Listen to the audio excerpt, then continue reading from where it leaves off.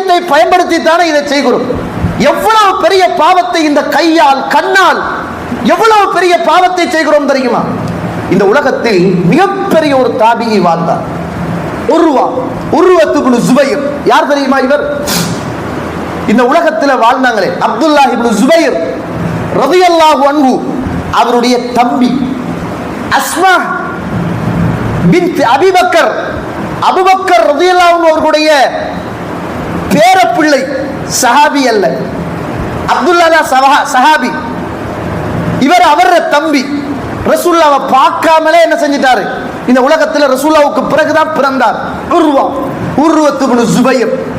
இவர் மதீனாவில இருந்து டமஸ்கஸுக்கு போறார். போற நேரம் சஹீஹான வரலாறு, ஆச்சரியமா இருக்கும். சஹீஹான வரலாறு.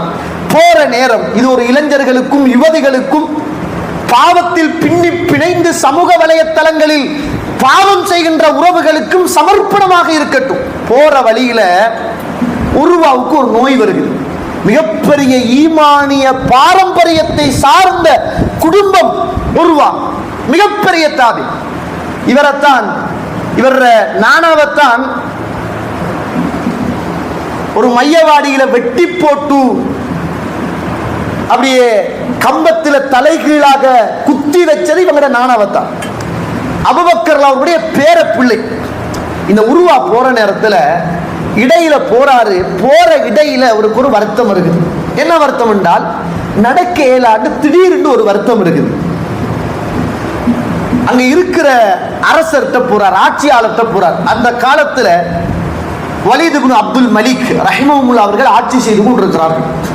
போய் சொல்றார், உருவா இங்க பாருங்க, நான் ஒரு பயணம் போகிறதுக்கு வந்தேன், என்னால போக முடியல, நடக்க முடியலங்க, எனக்கு என்னன்னு தெரியல, ஏதாவது மருத்துவர்கள் இருந்தா என்ன கொஞ்சம் செக் பண்ணுங்க அப்படின்ற. ஒரு ஈமானிய பாரம்பரியத்துக்கு சொந்தக்கார பிள்ளை அல்லவா உருவா. உடனே வைத்தியர்கள், தலை சிறந்த வைத்தியர்கள் அழைக்கப்பட்டு அவரை பொடி செக்அப் பண்றாங்க. என்ன நடந்துச்சு, ஏன் நடக்க இயலாது அப்படியே செக்அப் பண்றாங்க. வைத்தியர்கள் சொல்றாங்க, இவர் இதுக்கு மேல நடக்க இயலாது. ஏன்னா இவர காலுக்கு உள்ளால அப்படியே அழுகி அழுகி அழுகி ஒரு காலை வெட்ட வேண்டிய நிலைமையில் இவர் இருக்கிறார். காலை கட் பண்ணி ஆகும், இதுக்கு மேல செய்ய வழி இல்லை. காலை வெட்டினாத்தான் இந்த காலையே பாதுகாக்கலாம். இன்னைக்கு நம்ம சொல்றோம்னா சுகர் நோய்னு சொல்லலாம். கால் இருக்கும், உள்ளால அழுகிடும். அன்னைக்கு அப்படி ஒரு நோய் வந்திருக்குது. இப்ப இவர்கிட்ட சொல்றாங்க, கவலைப்படாதங்க, இந்த நோயை